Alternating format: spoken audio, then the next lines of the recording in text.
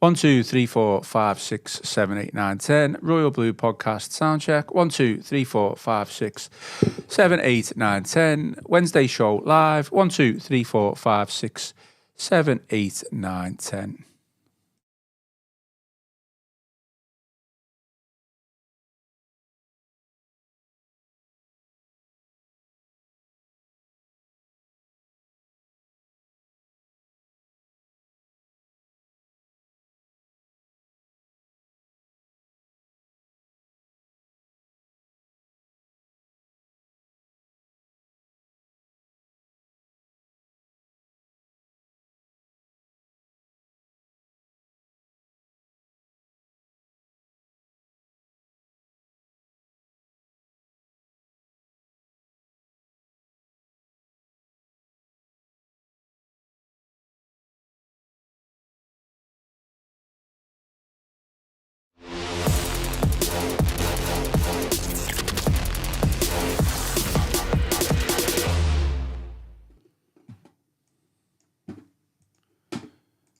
Hello and welcome to the Royal Blue Podcast. It's the Wednesday show, our first show back after a few days off.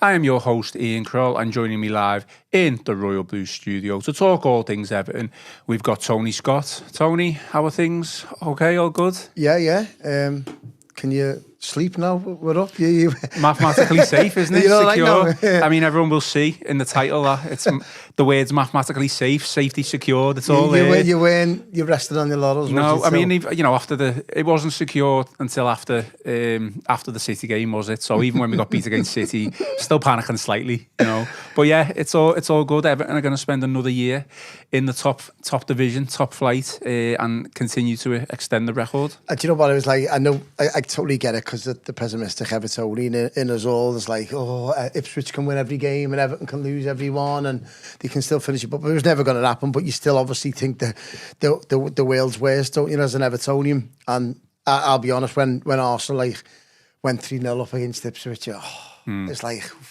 I can't believe I'm going to be watching Everton at Goodison for these remaining 2 games, stress-free, and we can enjoy Goodison. We can really enjoy Goodison, because how painful and how sad would it have been for us Evertonians to have gone into them final 2 games, and especially against the 2 teams that are in the relegation zone, panicking and worrying about other results. Now, we're fine, it's stress-free, it's so, and it's rewarding for the Evertonians as well, for what we've suffered over the previous 3 or 4 years, in terms of staying up against Crystal Palace, staying up against Bournemouth, them desperate games, and the measures that we made to try and stay in the division, in terms of the coach welcome, the points deduction protest and everything else. The fans have been through the absolute mill over the past 5 or 6 years at Goodison Park, and it's the just rewards now that we can relax and enjoy Goodison for its final farewell. Oh, absolutely. I mean, it's almost been a slow burner, hasn't it, over the past couple of weeks, because even the manager, David Moyes, been talking about himself. He's been desperate to get to Bramley Moore, but still, whether it was superstition or not, he didn't want to go until it was mathematically safe. I think over the years, it's almost been, when we've secured that safety, it's been like a release of tension, a release of stress. Even last year, without the points deduction, we would have finished, 12th or something like that. It was like more. But even last year, it was still a little bit nip and tuck towards those last couple of games. Whereas this, we've known how poor the bottom 3 have been. We know how well we've performed over the past couple of weeks. Like I say, it's just been a slow burner. It's been coming. It's just when, and now it's there. We're safe. Yeah. It's just the sun's out. The Bramley Moor's built. We've got 2 games left at Goodison. It's I say enjoy 2 games. 2 games left. Isn't that mad? It's bonkers. And I've been speaking to loads of Blues over the past couple of weeks, and especially the last couple of days, and I said, you got to enjoy these 2 final games, and I don't know if you can enjoy them. It's like you're going to be sitting there. It's like the final days in the house you've been brought up in. You're sitting there, when you go into a brand new house, a better house, but you've got loads of collective memories in this home you've been brought up on. You spent many Christmases there and weddings and anniversaries, and you're sitting in this room for the final days. And I think that's what it's going to be like for the final 2 games. You're going to sit there and you're just going to start pouring out this emotion because of all the memories that you've collected at this stage. And not all good, not all bad, but there's going to be loads of memories that you're going to take from these final 2 games going, I remember sitting there with my brother in for the Man United game. I remember sitting with my brother there for the Coventry game. I remember sitting there with my dad for the Merseyside. And all these collective memories are going to start flooding back from all generations. And you will start to get emotional. There's no doubt about it. No, absolutely. It's an interesting point because I think, for me personally anyway, I don't obviously speak for anyone else. I might enjoy the Ipswich game more than I might enjoy the Southampton game because, like you said, there is going to be an emotional day on that Sunday. Whereas the Ipswich game, as we mentioned, we know we are safe. If the sun's shining, it can just be an end of season feel, a jovial feel to that game, and hopefully we do get the win. Whereas when the build up to that Southampton game is going to be very different. Like you just said, memories are going to start flooding back. You're going to probably think about the last time you actually walked through those turnstiles, the last time you sit on your seat, the last time, we were talking about the other day, what's going to be the last goal, what's going to be the last goal kick, all these little subplots to that game, and then obviously, it's going to come the last time you walk out of Goodison Park, and that's it is something crazy to even think just about. The thoughts, that Ian, and listen, I'm sure Arsenal fans will probably recognise this. We're moving from Highbury to the Emirates, and Manchester City supporters will acknowledge this as well. Moving from Main Road to the Etihad, and now it's our turn. And that day, you don't know how you're going to feel. You don't know how you're going to feel. And even thinking about it nowadays, it stands up at the back of my neck because I'm going, wow, it's going to hit us really, really hard. And I think that the previous couple of games that we've had, just City and Arsenal, we've had a couple of big teams now come to Goodison in the past couple of weeks. The Merseyside derby springs to mind. And now it's just bump. You've got 2 games left. Yeah. And the 2 games are winnable fixtures as well. We couldn't have handpicked really 2 better fixtures to play the remaining last 2 games at Goodison. Was it coming handy if we were in a relegation fight, wouldn't it? And it's only testament to the players as well, how well they performed. Yeah. Not relying on these 2 fixtures, because looking at the fixture list, I'm sure there would have been lots of Evertonians when this fixture list come out in August time. Everyone was saying, Ipswich and Southampton to finish off the season. If we're in a relegation scrap, that could be a good 6 points for us. Yeah. But now we're not, so it's only testament to how well the players have done over the previous couple of months. Absolutely. Okay, well, today's agenda, again, I've got to apologise that we haven't missed a few shows this last week. I think we've missed 3. I have been off on annual leave. We are allowed days off in this place, so aren't we? So I think we missed Wednesday, we missed Friday, and we missed Monday. But we are back, and we are going to be here for the running, at the very least, until the summer. And then we'll probably provide a bit of an update on the schedule. I'm sure there'll be plenty of transfer news, plenty of gossip, plenty of rumours to be knocking around. But yeah, I mean, we'll obviously. I wasn't there. I did see a little bit of it, but the final word on City. So I'll ask you a little bit about that. Obviously, I know we got beat, but we haven't really reacted to that in a podcast this week. So we will talk about that, and then mathematical safety is secured. So we'll just basically ask what next for the remainder of the season, really. Don't want to get too far ahead of ourselves because the big thing is saying goodbye to Goodison. So I guess that probably is what is next, but there is plenty of other things to get through. So as always, give us a thumbs up, drop us a like, and if you haven't already, subscribe to the channel. Drop some comments on this live stream as well. I'll read them out. And before we do move on to City's final word, I just want to mention one thing before we do get going. Tomorrow, Thursday, the 24th of April, it marks the 40th anniversary of Everton's European Cup Winners' Cup semi-final second leg against Bayern. Some say Everton or Goodison Park's greatest ever night. Were you alive for that? Were you a little? I was alive, baby? But I wasn't there. Yeah, little baby. I was a little baby. I was 4 or 5, I want to say. But yeah, so many Evertonians that I speak to from all generations, and they do go back to that was one of the days when I think we'd all take memories from Goodison, won't we? I'm sure if you used to ask all 38,000 Evertonians on that Southampton game, what's your fondest memory? I'm sure a large percentage of them will say that Bayern Munich game, for the ones that obviously are still with us. So yeah, it's a memorable night that'll live long in the memory, and hopefully we can only repeat them days at the Bramley-Moore Stadium, because that's what it's about. We're going to collect loads of memories from Goodison, but it's about making more at the Bramley-Moore, and that's what it's about. And I've spoke about it on records in terms of like the statues, where should they belong at Goodison, should they come to the Bramley Moor, and I'm in favour now of just bringing this whole new generation of a new chapter to Bramley Moor, leaving Goodison where it is, leaving the statues where they are, the part of the fabric of the football club, the history of what Everton and Goodison Park is, leave that there.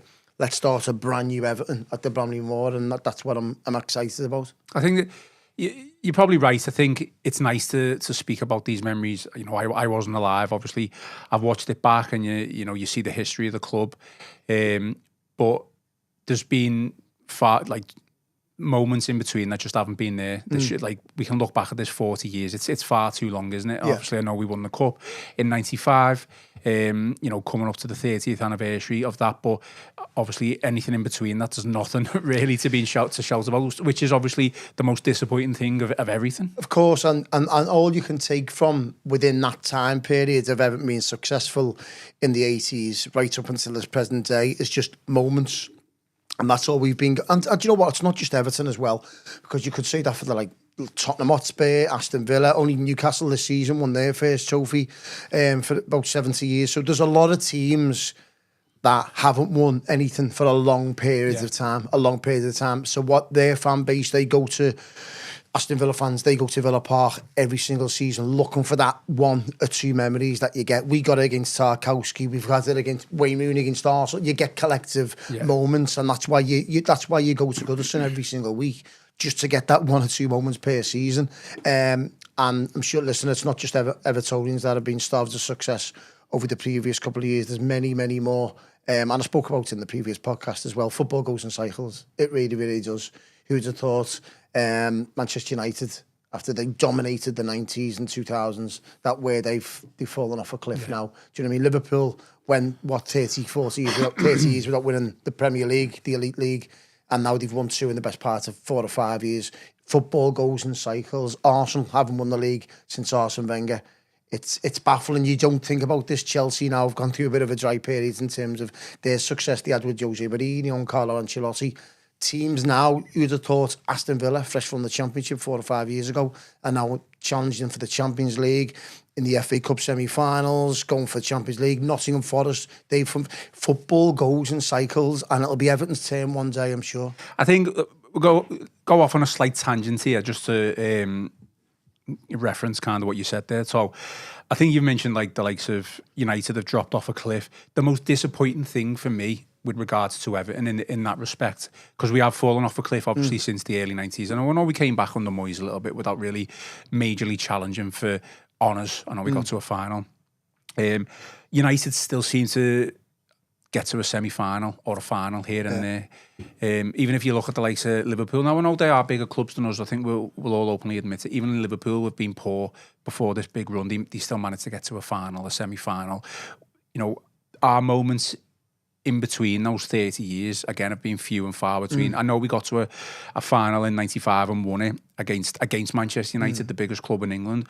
But there's been, how many clubs has there been in the mainstay in the Premier League ever since its inception? It's been 6 or 7, isn't it? 6, yeah. You've got Everton, Liverpool, United, Arsenal, Chelsea and Tottenham. Yeah. There's 7. Everton have been at the bottom of that list. You know, in terms of league position, in terms of trophies, in terms of where we've got to in competitions. Even Tottenham got to a Champions League semi-final. Yeah. It's just been very disappointing that even when we have been poor, we haven't just been able to keep those standards up where we do get to a semi-final regularly or a final or even win the trophy. I understand what you're saying. I think you've got to take into context as well that when Everton did have a good side under David Moyes, I'd say from like 2005 to 2010, that era, you look at the Premier League then, 2005 to 2010, and look at the Premier League now. It was a lot tougher back then. You had Chelsea under Mourinho. You had that Liverpool team that went to 2 European Cup finals that we were challenging with, Rafa Benitez with. You had the Arsenal team under Arsene Wenger. You had the Manchester United team under Sir Alex Ferguson, Jose Mourinho. You had three of arguably the best managers that's ever graced the Premier League. You had unbelievable world-class players playing in these teams. You look at the Premier League now, and this is I'm not dishing Liverpool's title here, by the way, this season. But look at the Premier League now, and look where the Premier League was in 2005 to 2010, it's no comparison in my opinion. You had world-class players. And I'm not saying Mo Salah doesn't, obviously they are, but the level you had to be at. Everyone has a very, very good side, like Mikel Arteta, Yakubu, Julian Les, we could the Tim Cahales, the list goes on, Leighton Baines. And we were challenging 4th, 5th, 6th, knocking on the door because these elite teams were unbelievable. Now, the teams at the top, like now, the good sides, your Aston Villas of the world and your Newcastles, but there's a Chelsea side there. They're not a very good side, and they're challenging for. They're going to be in a European. They're going to be in a European final, and they're challenging for the Champions League. You've got Brighton, Bournemouth, all knocking on the door. Fulham.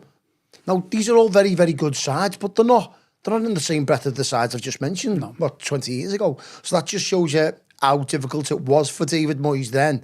I think if you give David Moyes the resource, you get him the right recruitment, he can put Everton back in the mix there in terms of challenging for them top honours. Because I think he was so unlucky to have hit really top elite clubs at that period of time. No, you're absolutely right. You know, the introduction of the Russian billions early on in the noughties, and then obviously City came later on, and then even United still had the billions, and Liverpool spent money as well, let's not forget. Of course. So yeah. And we were selling our best player every single season just to compete. Certainly in the early stages of in Moyes' reign. I just think as from the original 7 who stayed in the Premier League, never been relegated, been there from the start, we just seem to have been the team to have dropped off significantly. You know, you've never really seen Tottenham, let's say, if like one of the lesser of the teams out of that, they've never really been in a relegation fight as such, at the final day where we have, obviously. Okay, we'll move on because we could probably talk about that. That's another topic in itself and another podcast. We'll briefly talk about Manchester City, Tony, on Saturday. Obviously, a 2-0 defeat. I wasn't there. But what did you make of it? I mean, from what I could gather and what I've seen post-match, we were still in the game. We were competitive. Obviously, James Tarkowski went off. We brought on Michael Keane. And from what I've been told, we kind of fell apart from when James Tarkowski went off. Yeah, not in the game at all. Very, very compact. Arguably, Everton had the best chance of the game through James Tarkowski. They headed that at the post, Branthwaite had an header. That was a very good save from Ortega. And he was literally not in the game. Obviously, Manchester City got and dominate possession. They're a better side. They've got better players than us. But apart from that, there was not much in it. And then it all hinged on James Tarkowski limping off on the 52nd minute, I think it was. And then disaster struck because Everton, I think, to be fair, the first 15 minutes of the second half, I thought Everton were the better side. Yeah. They looked more creative. They looked more on the front foot. And then Tarkowski limped off. Michael Keane came on. I think in hindsight, I've seen a lot of Evertonians saying, why didn't he bring Nathan Patterson on or Ashley Young push O'Brien. But I think in the helter-skelter of a Premier League game where O'Brien's been so solid at right back, and it was a case of, well, I've got a centre-back there.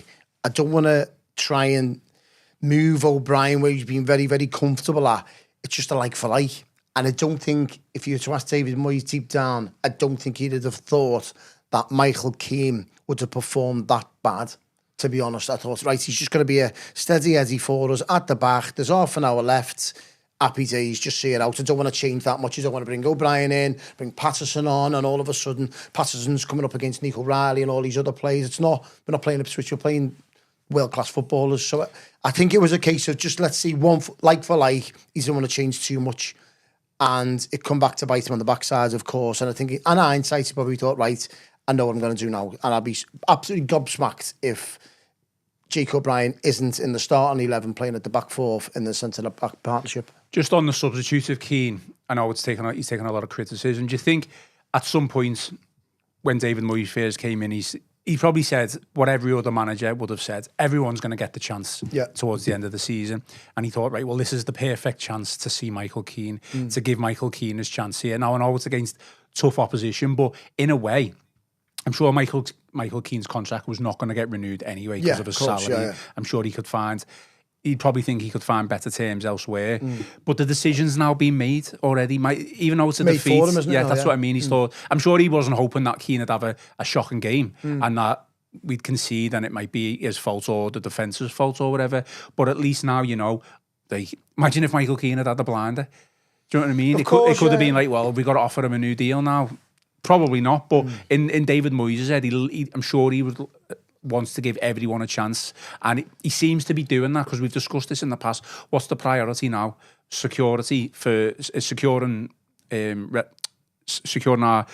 top flight survival. Obviously, is the main one now. That's done.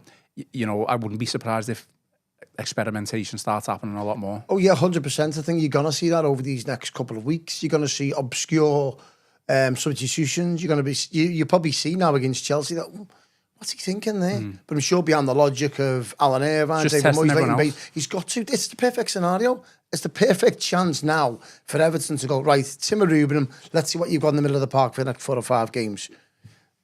Charlie Alcaraz, let's see what you're about as a number 10 for the next 4 or 5 games, because obviously you can quite clearly see there's an agreement with Charlie Alcaraz in terms of starts, and they have to pay a set amount. But now that there's only a couple of remaining games left, you're going to see a lot more of Alcaraz, you're going to see a lot more of Rubenham, you'll probably see a lot more of Patterson, you're going to see a lot more of fringe players and not ones that we've regularly seen. The likes of Dwight McNeil needs minutes. I think personally, Iliman Ndiaye has been rushed back. He doesn't seem to be the same player. Just a guy obviously went down with cramp on the weekend because he's played a lot of minutes for a 35-year-old. So there's still a lot of question marks over this squad. And this is the perfect scenario. So a lot of Evertonians will look at the starting lineup against Chelsea and Ipswich and Fulham and Southampton. And these games, we'll be looking at it going, what's he thinking there? But David Moyes and the backroom staff, he needs to see these plays because as a 13 or 14 leave the football club in July. Now, he'll need to renew some contracts. He can't just let all 14 go. He'll need to renew some. So it will be a case of, right, let's see what Takori is about. What can we offer him? Let's see what Rubenham's about in the middle of the park. Can we afford to let Takori go if Rubenham's a good solution? You might go and see other players who are currently unknown. And this is the beauty of it now, is that this is a perfect scenario now for David Moyes to go and look at his unknown players, the likes of Addison Armstrong, etc., he's playing well for Derby. There's other players in the League One and League Two. So I think it's a really good scenario for Everton to be under David Moyes, that we can see where we are for these next 2. Loads of Evertonians mightn't agree with it, because I'm sure the Friedkins, we'll speak about it shortly, the Friedkins will be looking and going, hang on, well, the Premier League is 3 million a place. And whether we're, I don't know, testing the water out with players and see whether they can play, it's 3 million a place at the end of the day. So Everton can easily go from 13th, where they are now, to 18th. 8th. I think we can go to 8th mathematically as well. Exactly. So we can go, obviously, I think it's a little bit too far-fetched for us now with the games that we've got. But there's 2 winnable games at home, definitely. So you could easily put 6 points on the board.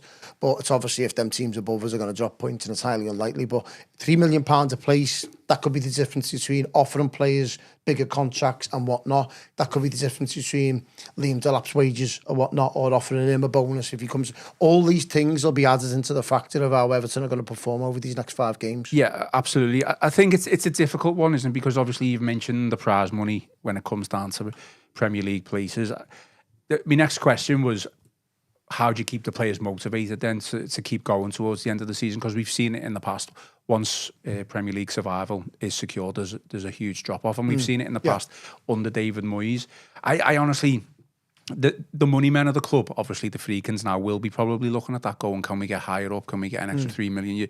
You're spot on. Will the players think that? I probably think not, to be honest. I think it's very difficult to motivate a player just because of prize money, and if you go at one place you might get an extra 3 million. I just don't think the mind works like that, unless you're going to benefit specifically in the contract, like a clause in your contract says, well, if I finish in the top 10 I might get blah blah X amounts of stuff like that. So I think incentive, then that's not going to be, is it? I think this mishmash of experimentation, which it's not like being a total experimental style. We might see a little bit more of it, but I wouldn't be too frustrated or annoyed if you do see a lot more of it, because it would keep the players on their toes. It would keep players motivated. At the end of the day, there's still personal pride there. You don't want to go out games losing and looking stupid as well. You don't want to be losing, like going to Chelsea on Saturday, losing 5-0. They've got everything to play for at the end of the day. Yeah. We've got nothing to play for, really. I think one thing you've got to say about this Everton team, and I get generally, look, it's not just Everton, by the way. West Ham have down tools as soon as there's a lot shocking, haven't they? There's a lot of teams in the Premier League at the moment that are just going through the motions. And how many games are we watching currently on the television? You're going, this is boring. This is robotic. It's boring. What am I doing here watching 90 minutes of this? So it's not just Everton, by the way. But one thing I can testify with these Everton players is that there's some characters in there. And I've been very critical about some of them over the previous 5 or 6 years before. Obviously, we got into this situation. But to do what they did against Crystal Palace, some of the squad that are still there, on their penultimate game of the season at Goodison, to come 2-0 down, to win 3-2, to keep the team in the division under Frank Lampard, to do what they did with the points deduction to win them games, to do what they did on the final day against Bournemouth, knowing that if you lose, you're down. That takes some character, whichever way you go. So with that, it's like you're knowing you have to win this game against Bournemouth on the final day to stay in the division. Otherwise, this institution of Everton Football Club will drop down a division and may not come back again forevermore. Yeah. And so there is characters in there that take personal pride about how they feel towards this club, and that's why it's absolutely crucial. The likes of Ashley Young, Seamus Coleman, these big characters in there that have been round the block, that know what football's about, will be drilling in to your players, going, right, we've got to win this, we've got to win this. We want to see these 2 games at Goodison with 2 wins. Yeah, there's no question about games, that. Yeah. With regards to the Chelsea game, I think Everton will give Chelsea a really good game. I think Chelsea are facets is deceived to most of the time at the moment. I think the Newcastle game, I think that might be a little bit too far considering the fall and after the Lord Mayor's show against Southampton, because I think that's going to have a general feel of anticlimax after the Southampton game. Yeah, you're going to be so high after the Southampton, and I think Newcastle, they'll be going for the Champions League themselves. I think that one will take care of itself. But Fulham, I think we can go to Fulham and give them a game as well, even though Fulham are flying this season. So for the remaining 4 games, I fancy Everton to get something from them. Newcastle one, I think it'll be out of our reach. But the 2 remaining home games at Goodison, I think the big characters in that dressing room will be, you rest assured, they'll be drilling home to the rest of the squad that 6 points is a must in front of these loyal supporters. Just final comments on the City game, I guess. I wasn't obviously disappointed with any defeat, but I wasn't too disappointed just because even though City have had a terrible season by their standards, they've just done exactly what City do at the end of the season. They've just gone on a run and they just go and win football matches. So it was always going to be I think they'll end up second as well, by the way. Do you? Yeah. I think, but he's 5 points off Arsenal, 6 points. Well, I mean... Arsenal still going to go to Liverpool. Honestly, I think City will get second. Arsenal got a lot on the plate. I mean, that wouldn't be the first time that's happened to Arsenal finishing third in a 2-horse race. But I guess they'll take that if they can go on and win the Champions League. Of course. That's the big one for them. Let's move on then. Let's quickly, we are just conscious of time because we only are doing a short one today. Goodison Park's final game, I think the last time we spoke, there was a heavy debate about what date, what time it should be. It has been confirmed that it is the 18th of May at 12 p.m. Is that the right decision for you? I know it's not for you. It's a shocking time for me, to be honest. For you. Right, let's look at it from an Evertonian perspective. Can't be the Saturday. It could have been a Monday night, which probably would have been horrendous for a lot of Everton fans, travelling, not exploring Goodison for what it is. So the Sunday, it was always going to be about the Sunday. Now, if you look at it from a selfish Evertonian perspective, I think the match is going to be a little bit of a non-entity. Yeah. So you want that kind of out the way, if that kind of makes sense. Yeah. If there's a logic behind that. And then after the game, we're hearing there could be concerts, events, ex-players. So you want to be in that ground for as long as possible after that game. So the stewards won't be saying, come on, got to go home, you got homes to go to and all that jazz. So I think Everton are probably, I'm not sure it's Everton or TNT Sports or obviously the Premier League, they've all had to come to an agreement where, right, what's best for the football club, what's best for the Everton supporters, what's best for the television rights. So game goes on, 12 o'clock, finishes at 2, and the current Everton team go round the pitch as well for their lap appreciation, because I think that'll be forgotten about in the general scheme of things. Yeah, it's the final farewell to Goodison, but the Everton players have obviously got to show their appreciation.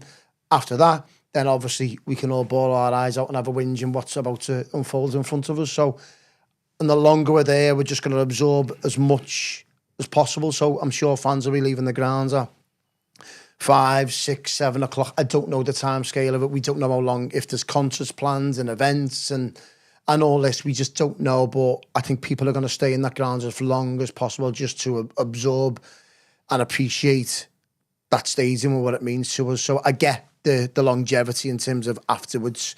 I'd rather have had it afterwards to appreciate Goodison than before and have a bit of a rush job if it was a go in there early, 7 o'clock kick-off, and you're getting kicked out at half 10, 11 o'clock, and you go, hang on, that's it then. So at least we can all take in Goodison for what it means to us. No, absolutely. I think we had a fierce debate the other week, didn't we, about what this day is about, and it's about Everton fans. That's what it should only be about. And the 12 o'clock kick-off gives that back to the fans now. We don't know when fans are going to have to leave the ground, whether people are going to want to stay for hours. I don't know whether they're going to be able to.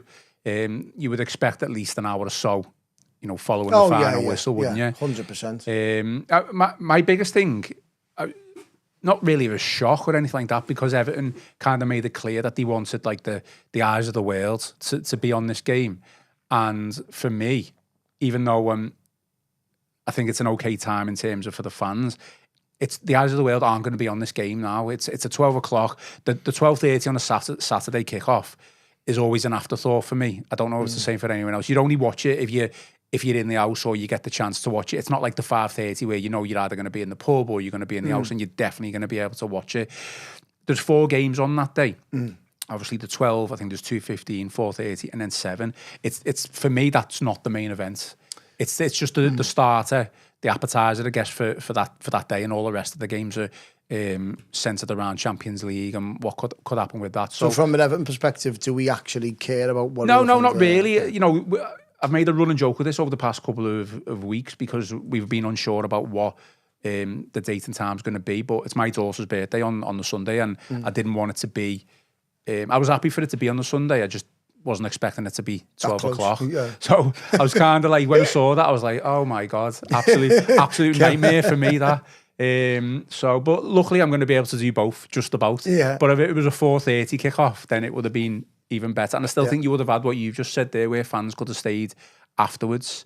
But listen, they're not going to change it for me, so it's fine. I'll just give the Premier League a shout, TNT, and just go to the Croll household and work around. Yeah.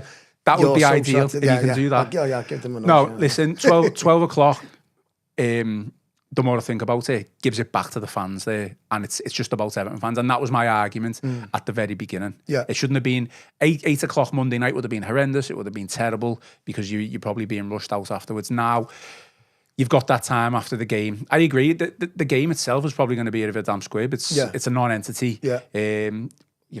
Imagine if Southampton win, you'd be like, Jesus Christ, typical Everton. But you know what? They actually, what they did to Southampton, I was speaking to a Manchester City supporter on the weekend, and he said Southampton were the visitors, the last visitors to Main Road. And I said, oh, that's a coincidence, you know what I mean? He said, yeah. He said, believe it or not, Southampton fans weren't allowed to Main Road. Manchester City back in the day said, no, we don't want no away supporters here. We want just Manchester City fans for the final day at Main Road. And he said, lo and behold, typical City, we got beat 1-0 by Southampton at the final day. I said, please don't let that happen to us with it being South. But you're going to get a load of, don't forget, like Southampton have sold out their away allocation every single game this season. So they're going to be coming to Goodison Park with the full allocation. And it could be their last top flight game for a long period of time.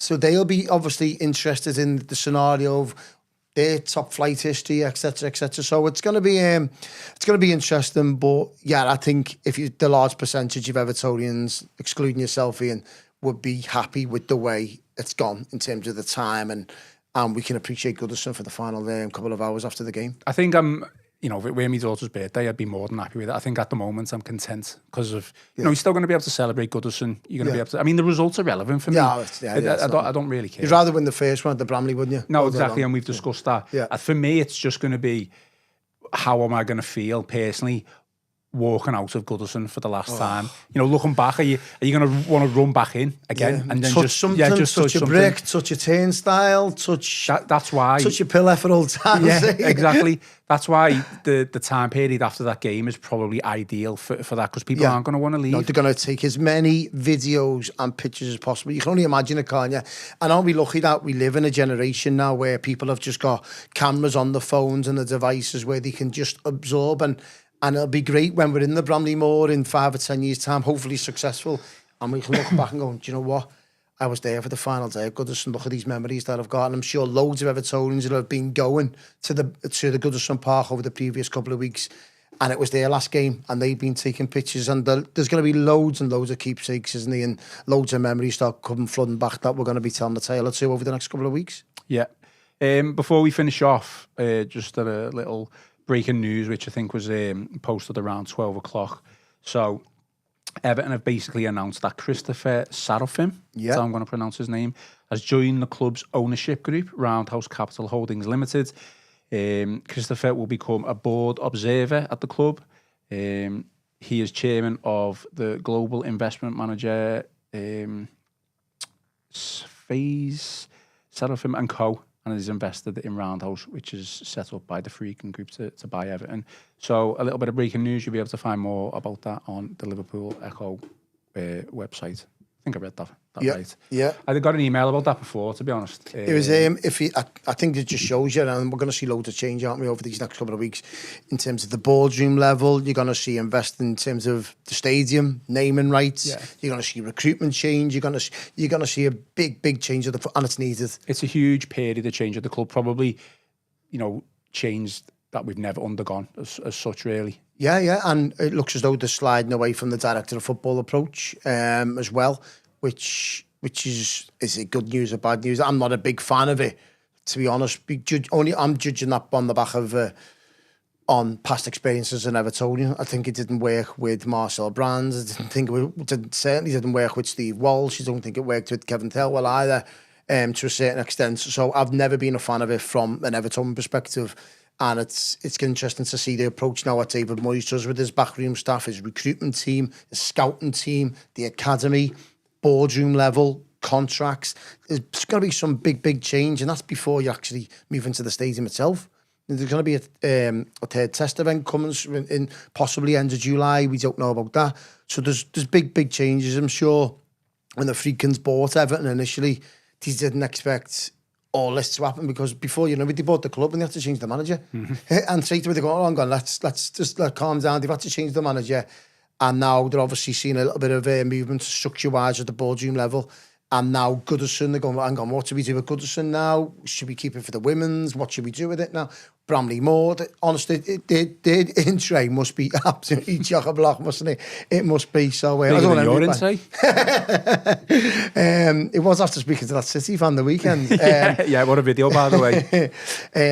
But yeah, it's going to be nice, and I'm sure we'll be speaking to loads of Evertonians over these next couple of games. And really, I got loads of feedback from the Manchester City supporter that I spoke to at the weekend in terms of, can you do this now, to speak to loads of Evertonians, because I don't think a lot of Evertonians appreciate now that there's 2 games left, and there's only going to be a certain amount of supporters inside that stadium for these 2 games, and not many others are going to make it. So I'll be speaking to as many Evertonians as possible, getting their tales and stories and their memories, and hopefully be uploading it to the Liverpool website. Yeah, I can't wait. I know we got Chelsea coming up on Saturday, but I think it's probably because I missed the City game. I absolutely can't wait for the Ipswich game. Like, I'm just going to properly enjoy it, hopefully get the win. And then obviously after that, it's all systems go for the final game at Goodison. Last Saturday, 3 o'clock. Yeah, well, that's it, isn't it? The traditional 3 o'clock kickoff is, the last one at Goodison Park. Before we go then, so we're going to do a full preview of Chelsea on Friday. Do you want to give us a prediction? Oh, I think Everton will give Chelsea a game. I think we'll be compact like we was against Manchester City. And it's one thing you can say about this Everton team, that gone are the days where we've had Idens. Do you know what I mean? Where we've been, I think we remember going to Chelsea last season. You've said it now, haven't you? No, we went to Chelsea and was it 4 or 5-0 last year? I seem to remember. But I think this Everton team under David Moyes now, they look compact, they look strong, they look solid. And I think Everton can give Chelsea a game. I really, really do. I'm going for the draw. I think Everton can get something from it. Okay, I'm going to have a little think about it over the next couple of days, when I'll give a prediction on Friday. I mean, they have got a Europa Conference League game on Thursday that week, but you would say their priority is to qualify for the Champions League. Yeah. I'm sure they'd take Champions League qualification over winning that trophy, which says a lot about the state of the game. Yeah. But it is what it is, I guess. Any final thoughts before we do get off? I just want to say, I obviously apologise for the lack of shows over the last week, but we are back to our normal round of scheduled podcast over the next couple of weeks. So, you know, if you want to get in touch with me or So, you know, let us know and provide feedback. Yeah, any final thoughts? Yeah. Just looking forward to that, like you, the Ipswich game, the Southampton game. Sure, we're going to reminisce and get all nostalgic over these next couple of weeks. And I think when you go to that Southampton game, that bring your season ticket, bring your drink or whatever you do, and bring a couple of handkerchiefs, because you definitely have to bring your season ticket, otherwise you're not getting in. Along with your season ticket, you're gonna bring a box of handkerchiefs, aren't you? So if you were you're selling the scarves and obviously the all the merchandise outside Goodison, you'd be selling boxes of handkerchiefs on the Southampton game, wouldn't you? Yeah, it's a good shout actually. Just my final thought and final reminder, just keep an eye out for a podcast special tomorrow. Mentioned it at the start. Tomorrow marks the 40th anniversary of Everton's European Cup Winners' Cup semi-final second leg against Bayern. And as we mentioned, some have said it is Goodison Park's greatest night. We've got a podcast special in store across all Royal Blue platforms, audio and video. So that is out tomorrow. So keep an eye out for that. That is all for today's show. Please remember to give us a like and subscribe to the channel and drop us some 5-star reviews on Apple and Spotify. Most importantly, enjoy the rest of your day. Enjoy the rest of your week. I've been Ian Croll, joined by Tony Scott, and this has been the Royal Blue Podcast.